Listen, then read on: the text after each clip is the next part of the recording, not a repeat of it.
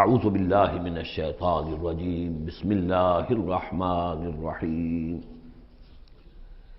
قاف والقرآن المجید بل عجبوا ان جاءهم منذر منهم فقال الكافرون هذا شيء عجیب اذا متنا وكنا ترابا ذلك رجع بعید قد علمنا ما تنقص الارض منهم وعندنا كتاب حفیظ بل كذبوا بالحق لما جاءهم فهم في امر مریج صدق اللہ العظیم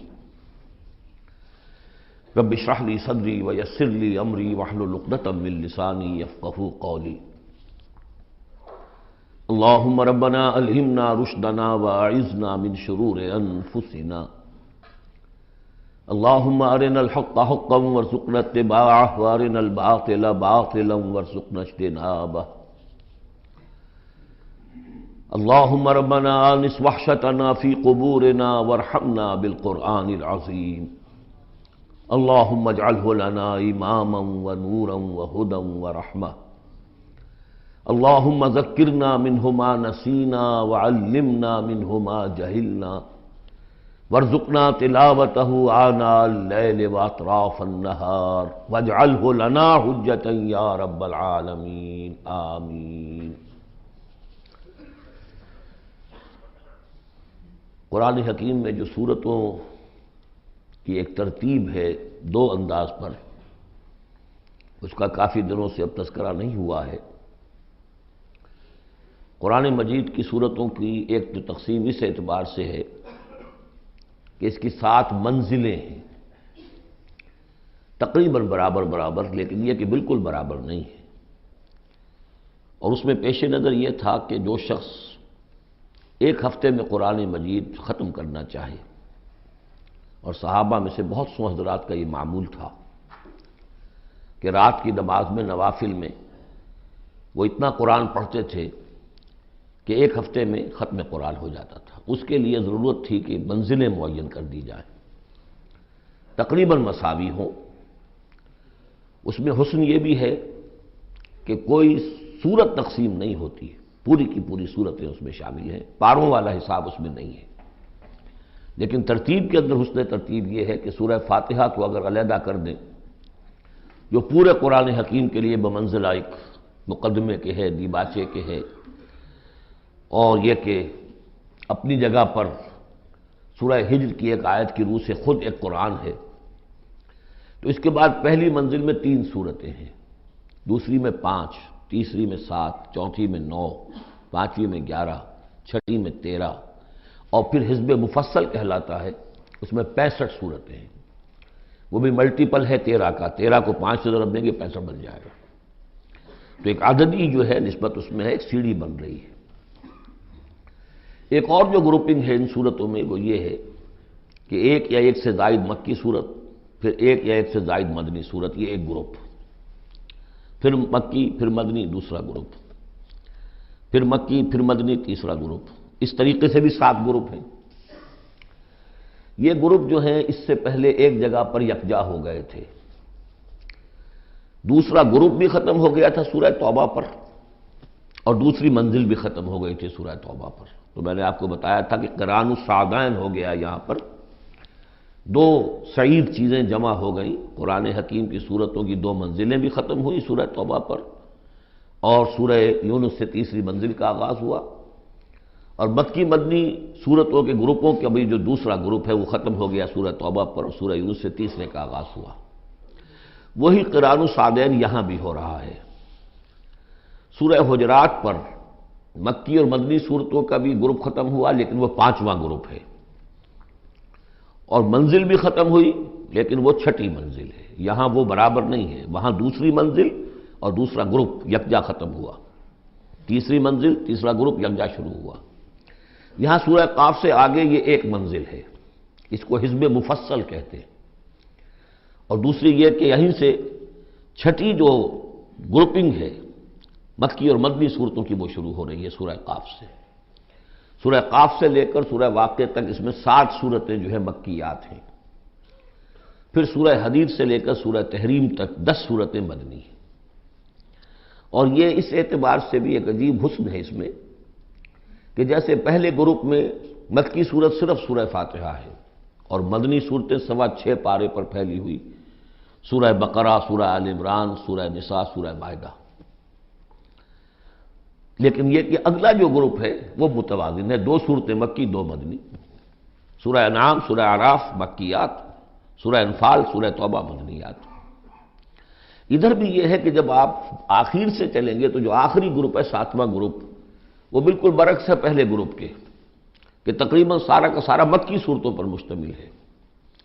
مدنی صورتیں 2 تو وہ ہیں جو بالاتفاق مدنی ہیں، آخر بمعوذتین، باقی کے بارے میں اختلاف ہے، وہ میں بعد میں عرض کروں گا، لیکن بہت کم ہے۔ لیکن ادھر سے جب ہم چل کے آتے ہیں ادھر، گویا کہ جو چھٹا گروپ ہے وہ متوازن ہے، تقریباً 1.25 پارہ جو ہے اور 1 پارہ یہ بنتا ہے سورہ قاف سے لے کر اور سورہ واقعہ تک، اور ذرا سا 1 پارے سے زائد جو ہے وہ سورہ حدید سے لے کر اور سورہ تحریم تک، یہ بھی متوازن ہے۔ پھر خاص طور پر اس میں جو یہ مکی صورتیں ہیں، سورہ قاف سے سورہ واقعہ، سورہ قاف، سورہ زاریات، سورۃ الطور، سورۃ النجم، سورۃ القمر، سورۃ الرحمن، سورۃ الواقعہ، یہ ایک اعتبار سے قرآن حکیم کا حسین ترین حصہ ہے، یعنی عربی ادب کے اعتبار سے، صوتی آہنگ کے اعتبار سے، ڈیوائن میوزک جسے میں کہتا ہوں، قرآن کا ڈیوائن میوزک، چھوٹی چھوٹی آیتیں، ردم ہے اور فلو ہے تیز، الفاظ کے اندر بھی ایسا معلوم ہوتا ہے جیسے نگینے جڑ دیے گئے ہوں۔ چنانچہ انہی میں سے ایک صورت وہ ہے سورۃ الرحمن، جس کے بارے میں حضور نے فرمایا سورۃ الرحمن عروس القرآن، یہ قرآن مجید کی دلہن ہے۔ تو یہ صورتیں جو ہے اس اعتبار سے یہ قرآن مجید میں ادبیت کے اعتبار سے، فصاحت و بلاغت کے اعتبار سے یہ چوٹی پر ہے۔ ان میں سورہ قاف تو بڑی جامع ہے اور بہت منفرد صورت ہے اپنے مزاج کی، جیسا کہ میں عرض کرتا رہا ہوں آپ سے، بعض صورتیں منفرد ہیں، باقی 6 جو ہیں وہ 3 جوڑوں کی شکل میں وہ نمایاں ہوتا چلا جائے گا، کہ جیسے سورہ زاریات اور سورۃ الطور ایک جوڑا ہے، پھر سورۃ النجم اور سورۃ القمر، ستارہ اور چاند، ان کا جو آپس میں ربط ہوتا ہے وہ سب کو معلوم ہے، یہ ایک صورت، یہ ایک جوڑا ہے، پھر سورۃ الرحمن، سورۃ الواقعہ، یہ ایک جوڑا ہے۔ آج ہماری کوشش یہ ہوگی کہ یہ 7 کی 7 صورتیں جو ہیں ان کا ہم ترجمہ کر لیں۔ اب بسم اللہ کیجئے۔ یہ آپ کو معلوم ہے کہ یہ جو اب جو 2 گروپس آ رہے ہیں مکی صورتوں کے، بار بار کہہ چکا ہوں کہ ان کا زمانہ نزول ابتدائی 4 سال، یہاں سے جو لے کر آخر تک جو صورتیں ہیں، یہ ابتدائی جو 4 سال ہیں حضور کے قیام مکہ کے، اس میں نازل ہوئی۔ اور نمبر 2 یہ کہ ان صورتوں کے اندر انذار، آخرت کا انذار، یہ اس کا مرکزی مضمون ہے، اس لیے کہ حضور صلی اللہ علیہ وسلم کو جو پہلا حکم دیا گیا تبلیغ کے ضمن میں وہ انذار کا تھا، تبلیغ کے ضمن میں۔ آپ کی نبوت کا ظہور میں بتا چکا ہوں آپ کو کہ وہ تو ہو گیا تھا، سورۃ العلق کی آیات سے 5 آیات نازل ہوئیں، نبوت محمدی کا ظہور ہو گیا، لیکن اس میں تبلیغ کا حکم نہیں ہے۔ اقرأ بسم ربک الذی خلق، خلق الانسان من علق، اقرأ وربک الاکرم الذی علم بالقلم، علم الانسان ما لم یعلم۔ لیکن یہ کہ جب سورۃ المدثر کی آیات نازل ہوئی شروع کی 7، اور ان میں سب سے پہلی کیا ہے، یا ایھا المدثر قم فانذر، اے لحاف میں لپٹ کر لیٹنے والے صلی اللہ علیہ وسلم اب کھڑے ہو جاؤ، کمر کس لو اور خبردار کرو۔ یہ خبردار کرنا کس بات کا ہے؟ کہ تم یہ نہ سمجھو کہ زندگی بس یہی زندگی ہے، کھاؤ پیو عیش کرو بس بات ختم ہو گئی، کوئی پوچھ گچھ نہیں، کوئی محاسبہ نہیں، کوئی دوبارہ جی اٹھنا نہیں۔ تمہیں ایک خالق اور مالک نے پیدا کیا ہے، اسی نے اس کائنات کو بنایا ہے، یہ کائنات بھی دائمی نہیں ہے، اسے بھی ایک وقت میں ختم ہونا ہے، اور تمہیں معلوم ہے کہ تمہاری زندگی تو دائمی ہے ہی نہیں، تمہیں ایک وقت میں مرنا ہے، لیکن یہ کہ مرنے کے بعد پھر تمام انسانوں کو دوبارہ زندہ کیا جائے گا، اور پھر ان کا حساب کتاب ہوگا، جواب دہی ہوگی۔ You will have to face the grand accountability of the day of judgment, جواب دہی کرنی ہوگی، حساب کتاب ہوگا اعمال کا، اور اس کا پھر جزا و سزا کے فیصلے ہوں گے۔ یہ ہے انذار۔ اور جیسا کہ ہم دیکھتے آ رہے ہیں ہر جگہ قرآن یہ کہتا ہے، جن کے دل آخرت سے غافل ہیں، جن کے دلوں میں ایمان بالآخرت نہیں ہے، وہ لوگ جو ہیں لاکھ آپ انہیں سمجھا لیں، لاکھ وہ سمجھ میں آ بھی جائے گی بات، لیکن جانتا ہوں ثواب طاعت و زہد پر طبیعت ادھر نہیں آتی. آخری معاملہ یہی ہوگا کہ ادھر رخ نہیں کریں گے جب تک کہ آخرت کا یقین نہ ہو. اسی وجہ سے بالآخرت ہم یوقنون، آخرت کے لیے صرف لفظ ایمان بھی کافی نہیں سمجھا گیا، آخرت پر ان کا یقین. اس لیے کہ یہی چیز ہے کہ جو انسان کی شخصیت اور سیرت کے اندر عملی اعتبار سے کوئی تبدیلی لاتی ہے. تو ان تمام صورتوں کا مرکزی مضمون وہی ہے. ویسے یہ کہ اور دوسرے مضامین بھی آئیں گے. اب یہ چھوٹی صورتیں ہیں، ایک ایک رکوع کے اندر بھی آپ کو تمام انباء و رسل مل جائیں گے، وہ مضامین سب آئیں گے جو مکی صورتوں کے مشترک مضامین ہیں. لیکن یہاں جو ڈور ہے وہ ہے انذار آخرت. بسم اللہ الرحمن الرحیم، قاف والقرآن المجید. یہ دوسری صورت ہے جو ایک حرف مقطع سے شروع ہوئی ہے. پہلے صاد والقرآن ذی الذکر، یہ ہم پڑھ چکے 23ویں پارے میں. قاف والقرآن المجید تیسری آئے گی 29ویں پارے میں، نون والقلم وما یسطرون. یہاں بھی قسم ہے قرآن مجید کی، بڑی شان والے قرآن کی. اس سے آگے محذوف معنی ہے وہی جو سورہ یاسین کے اندر میں نے آپ کو بتایا، یاسین والقرآن الحکیم انک لمن المرسلین. لیکن اس کے بعد اب فوری طور پر جو ہے آخرت کا ذکر. بل عجبوا ان جاءهم منذر منهم فقال الکافرون ھذا شیء عجیب. کیا انہیں بہت عجیب محسوس ہوا ہے کہ ان کے پاس ایک آیا ہے انہی میں سے خبردار کرنے والا، منذر، انذار سے. فقال الکافرون ھذا شیء عجیب، تو کافروں نے کہا یہ تو بڑی عجیب سی بات ہے. اذا متنا وکنا ترابا، کیا جب ہم مر جائیں گے اور مٹی ہو جائیں گے؟ ذالک رجع بعید، یہ بہت دور کی کوڑی لائے ہیں، یہ دوبارہ رجوع کرنا جو ہے بہت دور کی بات ہے. قد علمنا ما تنقص الارض منهم، بڑا شاہانہ انداز ہے یہاں. ہمیں خوب معلوم ہے کہ زمین ان میں سے کیا چیز کم کرتی ہے، یعنی جب یہ زمین میں دفن ہو جائیں گے تو زمین کیا شے کھا جائے گی، اس کی کیا، ان کا وجود کا کون سا حصہ ہے کہ جو زمین ضائع کر دے گی. وَإِنَّنَا کتاب الحفیظ، اور ہمارے پاس تو ایک کتاب ریکارڈ ہے، محافظ خانہ موجود ہے، سب کے اعمال موجود ہیں، اور ان کی جانیں جو ہیں وہ تو ہم یہاں سے لے جاتے ہیں، وہ علیین میں ہے یا سجین میں ہے، وہ تو وہاں ہے. تو یہ تو ایک جسم ہے جو خاک سے آیا تھا. منہا خلقناکم وفیہا نعیدکم ومنہا نخرجکم تارۃ اخری، وہ ٹھیک ہے. لیکن ان کا جو اساس کارنامہ ہے، ان کی جو زندگی ہے، ان کی ارواح، ان کی جانیں، وہ ہمارے پاس ہیں، اعمال نامے ہمارے پاس ہیں. بل کذبوا بالحق لما جاءہم، لیکن انہوں نے جھٹلا دیا ہے حق کو جب کہ ان کے پاس آیا. فہم فی امر مریج، اب وہ ایک بڑی ہی الجھن کے اندر مبتلا ہو گئے. یعنی یہ الجھن ایسی ہے کہ عقلی طور پر تو دلائل جو حضور دے رہے ہیں وہ بہت قوی ہیں، بات سمجھ میں آتی ہے. کیسے ممکن ہے؟ اگر تو یا تو انکار کر دیجئے یہ سب جو ہے الٹ ٹپ چل رہا ہے، کوئی نہ نظام ہے یہاں کا، نہ کوئی پیدا کرنے والا ہے، نہ اس کی کوئی بھی اس کے اندر کوئی معقولیت ہے، رام کی لیلا ہے تو بات اور ہے. لیکن اگر اللہ نے پیدا کیا ہے اور اللہ ایک حکیم ہستی ہے تو اس نے انسان کو پیدا کیا، اس میں اخلاق کی حص رکھی، تو اس کے کوئی نتائج نکلنے چاہیے. تو دلیل تو قوی ہے. لیکن یہ کہ ان کی طبیعتیں وہی جو شعر میں نے ابھی پہلے آپ کو سنایا کہ جانتا ہوں ثواب طاعت و زہد پر طبیعت ادھر نہیں آتی. اتنے خوگر ہو چکے ہیں فسق اور فجور کے، اور اپنی عادات کے اتنے اس کے ایک قید خانے میں مقید ہو چکے ہیں.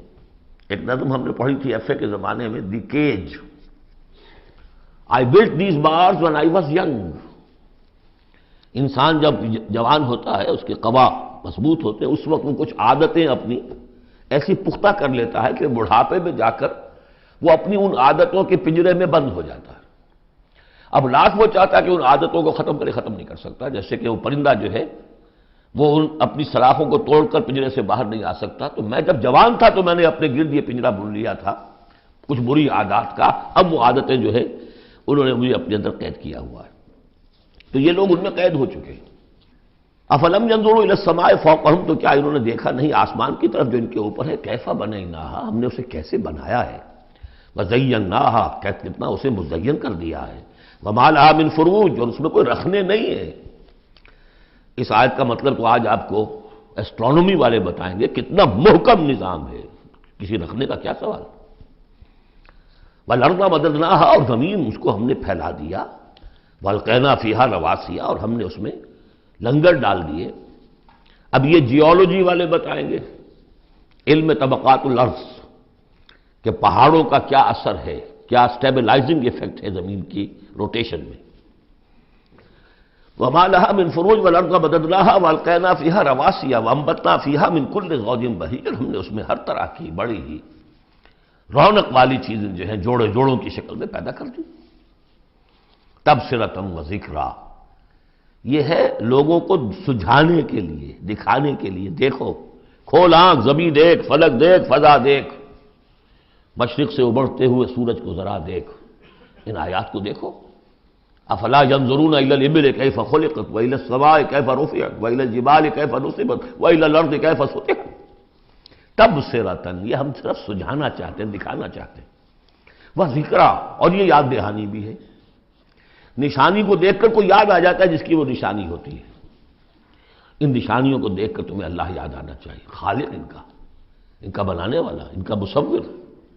هو اللہ الخالق البارئ المصور لہ الاسماء الحسنی.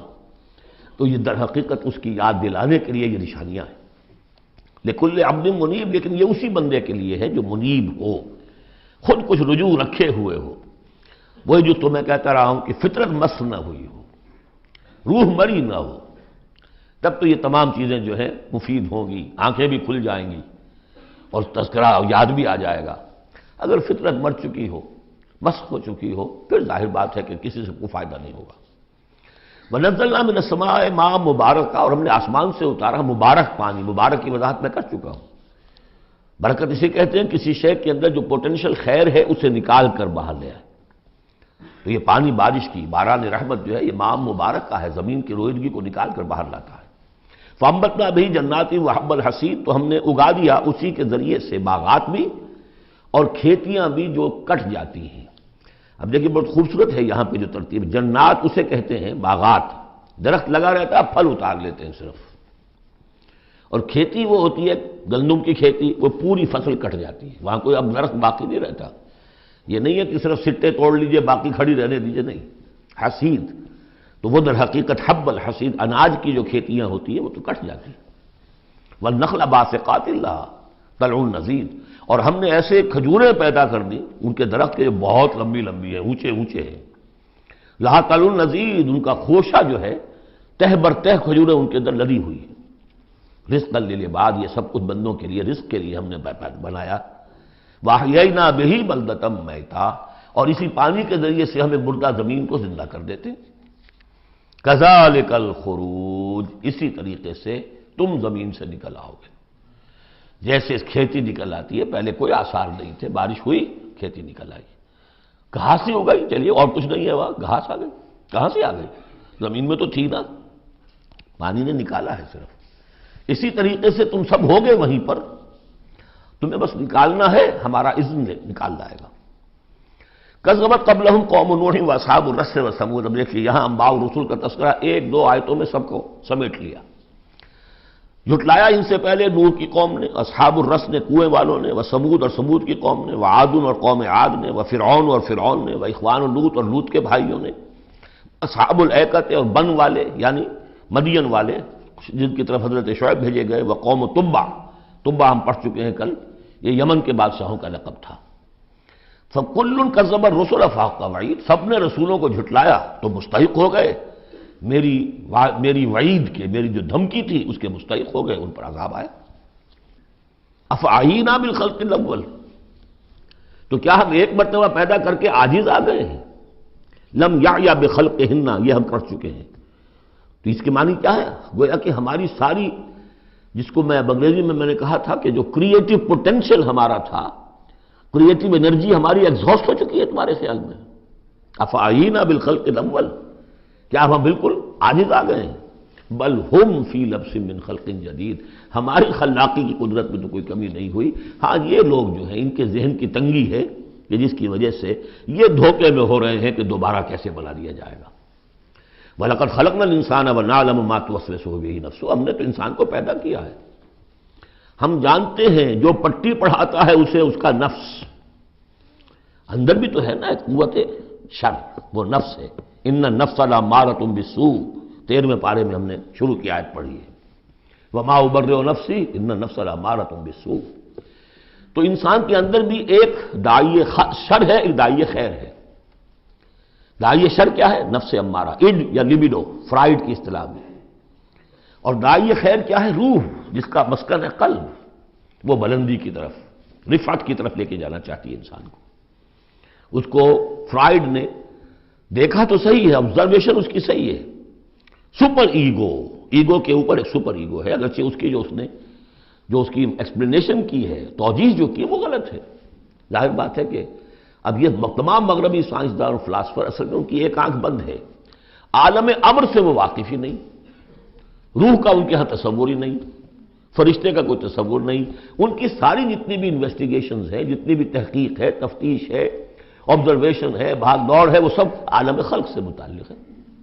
تو عالم خلق کے بارے میں تو واقعہ ہے انہوں نے علم کا اتنا بڑا انبار جمع کر دیا ہے کہ اس کا تصور بھی ممکن نہیں ہے ایک انسان کے لیے، لیکن یہ کہ بس وہ ایک آنکھ جو ہے عالم امر والی وہ بند ہے۔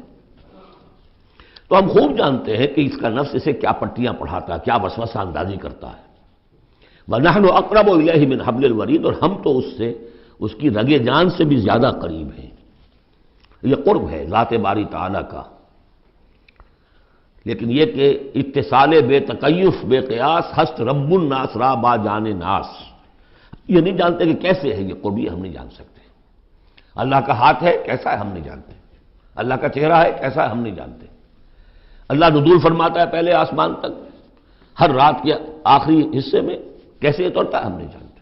اللہ ہمارے ساتھ ہے، وَهُوَ مَعَكُمْ أَيْنَمَا كُنتُمْ، ہر وقت ہمارے ساتھ ہے، کیسے ہے یہ ہم نہیں جانتے، بس جو بتایا وہ ہے، اس پر یقین، اور کیسے کے چکر میں پھنسیں گے تو 100 طرح کے فتنوں کے اندر مبتلا ہو جائیں گا۔ پہلے آدمی سمجھ لے یہ وراء الورا ہے، یہ ہمارے لیے ہماری سمجھ سے بالاتر ہے، یہ عالم امر کی شے ہے۔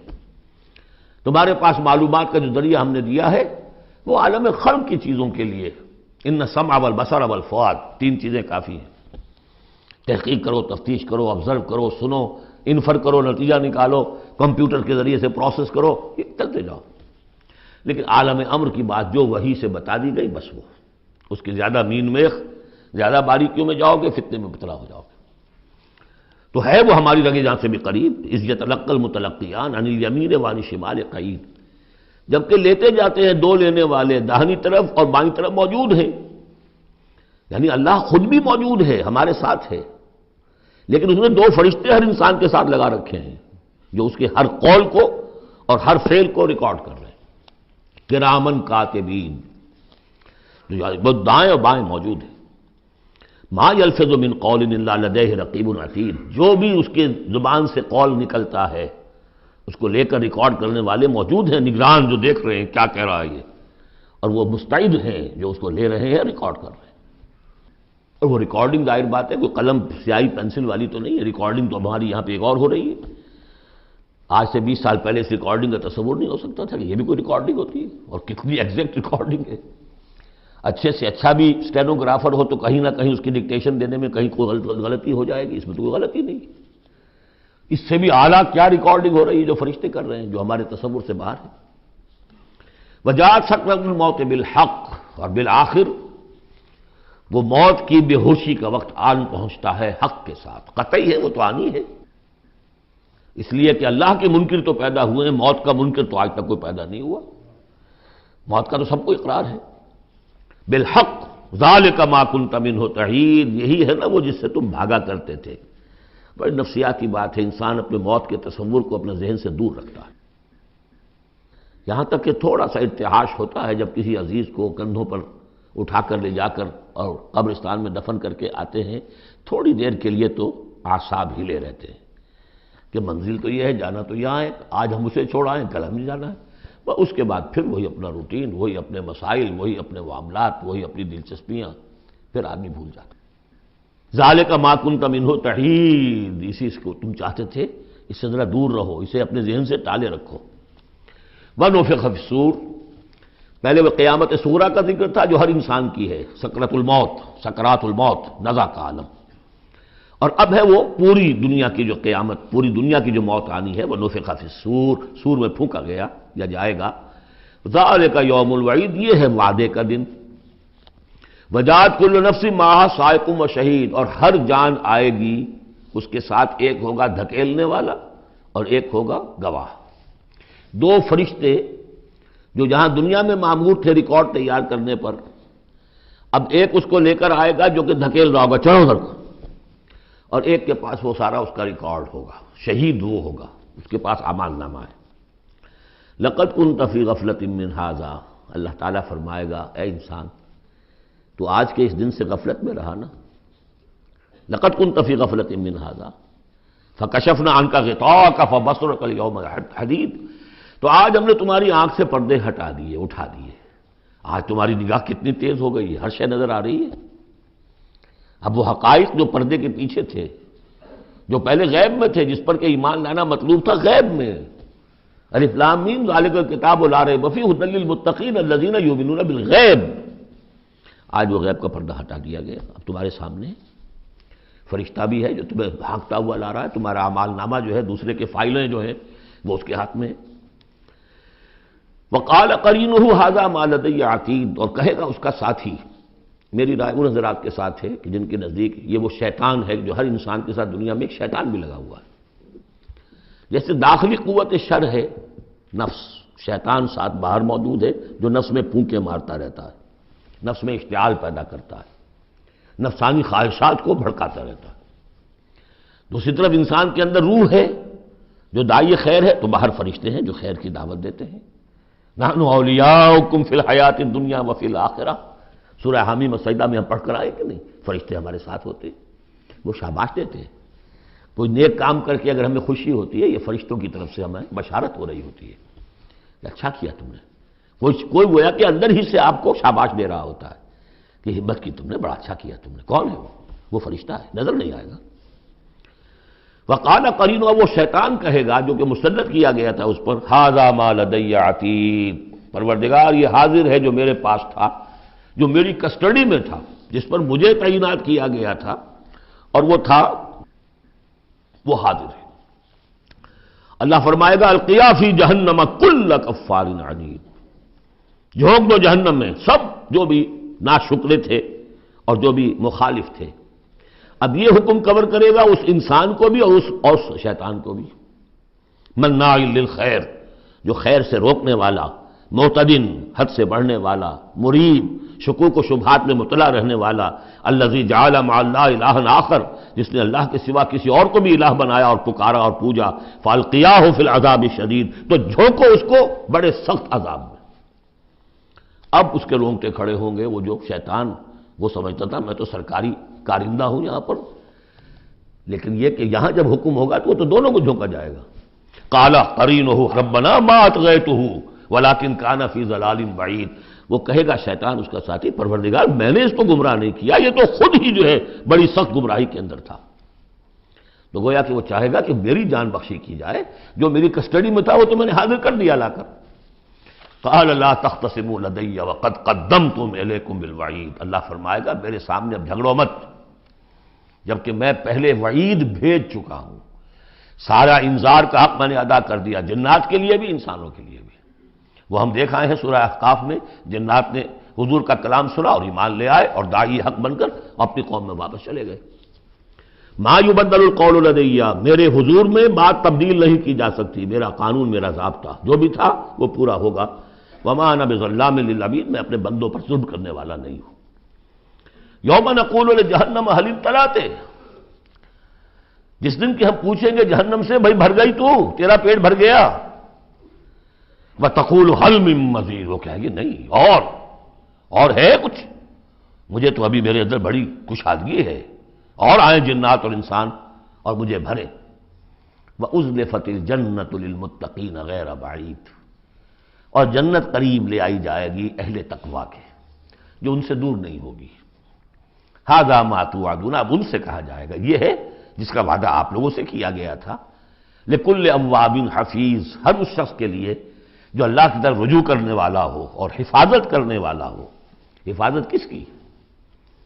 جو امانت ہم نے دی تھی۔ إِنَّا عَرَضْنَا الْأَمَانَةَ عَلَى السَّمَاوَاتِ وَالْأَرْضِ وَالْجِبَالِ فَأَبَيْنَ أَن يَحْمِلْنَهَا وَأَشْفَقْنَ مِنْهَا وَحَمَلَهَا الْإِنسَانُ، ہم نے اپنی روح پھونکی دی تم میں، تم نے اس کا حق ادا کیا، اس کو محفوظ رکھا، اسے سلیم رکھا. الا من اتى الله بقلب سلیم، وہ جو انہوں نے حفاظت کی ہے. من خشی الرحمن بالغیب، جو ڈرتے رہے رحمان سے غیب میں ہونے کے باوجود، بن دیکھے. وجاء بقلب منیب، اور لے کر آئے ہیں وہ قلب سلیم، قلب منیب. اللہ کی جو امانت تھی اسے پوری سلامتی کے ساتھ، حفاظت کے ساتھ رکھ کر لوٹا رہے ہیں. ادخلوها بسلام، داخل ہو جاؤ اس جنت میں سلامتی کے ساتھ. ذالک یوم الخلود، اب یہ دن ہے ہمیشہ رہنے والا. اب تمہیں یہاں جنت سے نکلنے والا مرحلہ کوئی نہیں آئے گا. لہم ما یشاؤون فیہا ولدینا مزید، ان کے لیے وہ سب کچھ تو ہے ہی کہ جو وہ چاہیں گے، اور ہمارے پاس اور بہت کچھ ہے. وہ اور بہت کچھ کیا کچھ ہے؟ 3 درجے سمجھیے قرآن مجید میں مختلف مقامات پر جنت کے. ایک تو جو کچھ نفس انسانی میں داعیات ہیں خود اللہ نے رکھے ہیں، ان سب کی بھرپور تسکین کا سامان، یہ تو نمبر 1 ہے، پہلے ہی سے موجود ہوگا. نمبر 2، ہر شخص اپنی ذہنی سطح کے مطابق جو مانگے، یہ مختلف ہوں گی. کسی دیہاتی کی اپنی ذہنی سطح ہے، وہ کیا مانگے گا، اور کسی عالم اور فاضل کی اپنی ذہنی سطح ہے، کوئی فلسفی جو ہے وہ کچھ اور مانگے گا.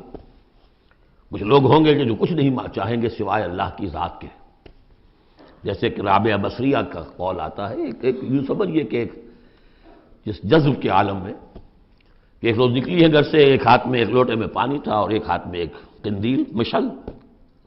کہ رابعہ کہاں چلے؟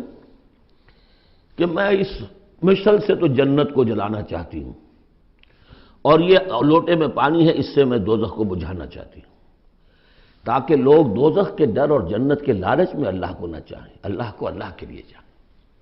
تو ایسے بھی ہوتے جو آیا نا، یریدون وجہہ، انہیں اللہ کی رضا کے سوا، اس کے چہرے کے سوا کچھ نہیں چاہیے. یریدون وجہہ، تو وہ لوگ بھی ہوں گے. پھر وہ تیسری چیز ہے جو اللہ نے فرمایا کہ پھر ہم وہ کچھ بھی دیں گے، ما لا عین رات، یہ حدیث کے الفاظ ہیں لیکن قرآن میں سورہ سجدہ میں آ چکا ہے. فلا تعلم، کوئی شخص نہیں جانتا، فلا تعلم نفس ما اخفی لهم من قرۃ اعین، آنکھوں کی جو ٹھنڈک کا سامان ہم نے فراہم کیا ہوا ہے. لهم ما یشاؤون فیہا ولدینا مزید وکم اہلکنا قبلهم من قرن هم اشد منهم بطشا فنقبوا فی البلاد. کتنی ہی قوموں کو ہم نے اس سے پہلے ہلاک کیا ہے جو ان سے کہیں بڑھ کر تھیں اپنی قوت میں، پکڑ میں، اور وہ گھس گئے تھے ملکوں میں، ایک کے بعد دوسرا فتح، دوسرے کے بعد تیسرا فتح، لقب لگاتے چلے گئے ایک ملک کے بعد دوسرے میں.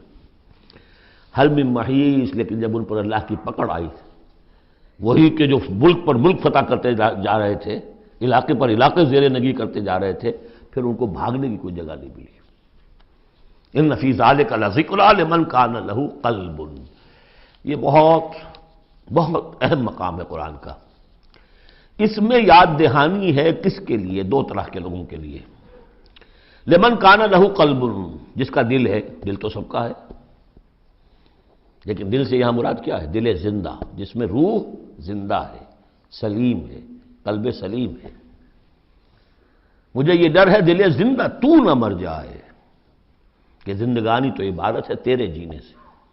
تو جن کا تو قلب بیدار ہے ان کی صورت تو وہ ہو جائے گی کہ جیسے کہ پیٹرول جو ہے وہ آگے بڑھ کر لپک لیتا ہے، دور ہے ابھی دیا سلائی اور اس نے گویا کہ آگے آ کے وہ تو بھڑکنے کو بیتاب ہے. نغمے بیتاب ہے تاروں سے نکلنے کے لیے، ایک ذرا چھیڑ تو دے، زخمہ و بغراب حیات. تو یہ ہے وہ لوگ جن کا دل زندہ ہے. اس کے بارے میں حافظ ابن قیم کی ایک بڑی خوبصورت عبارت ہے کہ بہت سے لوگ وہ ہیں جب قرآن کو پڑھتے ہیں تو ایسے محسوس کرتے ہیں کہ قرآن مصحف میں نہیں لکھا ہوا، ان کے اپنے دل پر، لوح قلب پر نقش ہے، وہاں سے پڑھ رہے ہیں. اتنی کہ ہم آہنگی ہے، اس طرح کی سمپیتھیٹک وائبریشن ہوتی ہے قرآن کو پڑھتے ہوئے کچھ لوگوں کی، جن کی وہ اندر فطرت جو ہے وہ صحیح ہے، سالم ہے، پرورٹڈ نہیں ہے، مریض نہیں ہے، مردہ نہیں ہے، تاق و چوبند ہے، بیدار ہے. تو وہ تو گویا کہ قرآن کو اپنے قلب سے پڑھ رہے ہوتے. اتنی ہم آہنگی. تو جن کا تو یہ دل زندہ ہے ان کو تو کسی زیادہ اور تشویش کی اور تگ و دو کی ضرورت ہی نہیں، جیسے ابو بکر صدیق کو ایک لمحہ بھی نہیں لگا. ہاں کچھ لوگوں کے اندر ذرا کچھ پولیوشنز ہوتی ہیں، کچھ پردے پڑے ہوئے ہیں، وقت لگ جاتا ہے، تو ان کے لیے ہے او او کا لفظ آیا یہاں پر، لمن کان لہ قلب او القى السمع وهو شہید، یا یہ کہ پھر ذرا کان لگا کر سنے اور اپنے آپ کو حاضر کرے، متوجہ کرے، تو یقیناً پھر اس کے حوالے سے اس کو اس قرآن کے ذریعے سے ہدایت مل جائے گی۔ ایک تو ایسے محسوس کریں گے جیسے دیکھنا تقریر کی لذت کے جو اس نے کہا میں نے یہ جانا کہ گویا یہی میرے دل میں تھا۔ دوسروں کو ذرا محنت کرنی پڑے گی۔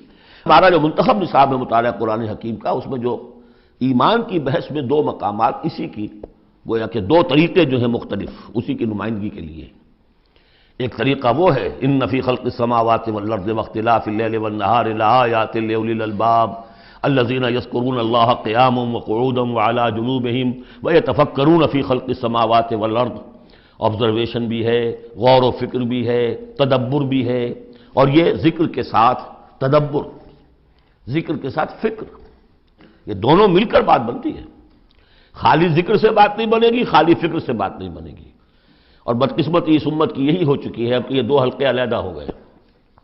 مفکرین ہیں تو وہ ذکر کی لذت سے ناآشنا ہے، کتابیں لکھ رہے ہیں، بڑی بڑی تفسیریں، آج کل تو کیا کہہ رہا، کیسی کیسی تفسیریں آ رہی ہیں، ذکر سے ناآشنا۔ دوسری طرف ذاکرین ہیں وہ فکر سے ناآشنا، ان کو غور و فکر، سوچ بچار، دنیا کا مطالعہ یہ اس سے تعلق نہیں، تو گویا کہ گاڑی کے پہیے جدا ہو گئے، گاڑی کیسے چلے اب؟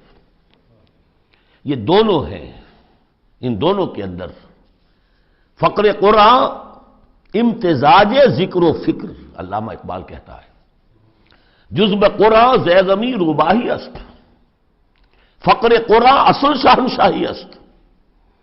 قرآن کے سوا اگر کوئی شعر بھی بن گیا تو کیا ہے، وہ لومڑی کی طرح ہوگا، کچھ نہیں ہوگا، اور فقر قرآن اصل شاہنشاہی است، جس کو فقر قرآنی مل گیا شہنشاہ تو وہ ہے۔ لیکن فقر قرآن کیا ہے؟ فقر قرآن ارتباط یا امتزاج ذکر و فکر، دو چیزیں جب ذکر و فکر مل جاتی ہیں۔ فکر را کامل نہ دیدم جز بذکر، فکر کبھی کامل نہیں ہوگا جب تک کہ ذکر ساتھ نہ۔ یہ ایک طریقہ تو یہ ہے جو سورہ آل عمران والے اس آخری حصے میں آیا۔ ایک طریقہ وہ ہے قلب کو صاف کر لیجئے، اس کی کدورتیں دور کر لیجئے، اس کے آئینے میں قرآن خود بخود منعکس ہو جائے گا اور اس کو جگمگا دے گا۔ یہ ہے جو آیات نور کے اندر ہے، نور علی نور، نور فطرت اور نور وحی مل کر نور ایمان کی تکمیل کرتے ہیں۔ ان فی ذلک لذکری لمن کان لہ قلب او القی السمع وہو شہید۔ عام طور پر لوگوں نے اس او کو واو بنا دیا ہے، اس لیے کہ اس گہرائی میں جا کر ان دو چیزوں کا علیحدہ، یہ دو اپروچز مختلف ہیں، اس کو سمجھا نہیں تو اس کو کہا کہ او جو ہے یہاں واو کے معنی میں اور نہیں، او ہے یہ۔ وَلَقَدْ خَلَقْنَا السَّمَاوَاتِ وَالْأَرْضَ وَمَا بَيْنَهُمَا فِي سِتَّةِ أَيَّامٍ، اور ہم نے آسمانوں اور زمین کو اور جو کچھ ان کے مابین ہے پیدا کیا 6 دنوں میں۔ وَمَا مَسَّنَا مِن لُغُوبٍ، ہمیں کوئی تکان تاری نہیں ہوئی۔ یہاں اصل میں نفی ہو رہی ہے کہ تورات جب گم ہو گئی تھی تو جب اس کو دوبارہ یادداشت سے مرتب کیا گیا تو وہ مرتبین انسان تھے، وہ نبی تو تھے نہیں، تو ان کی یادداشت نے ٹھوکریں کھائیں، تو غلط چیزیں بھی تورات میں شامل ہو گئیں۔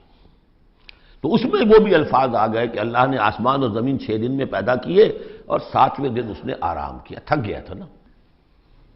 یہی ویکنڈ کا تصور ہے جو چلا آ رہا ہے تورات، جو یہودیوں میں بھی اور عیسائیوں میں بھی، اس لیے کہ تورات میں 7واں دن آرام، اللہ نے آرام کیا تم بھی آرام کرو۔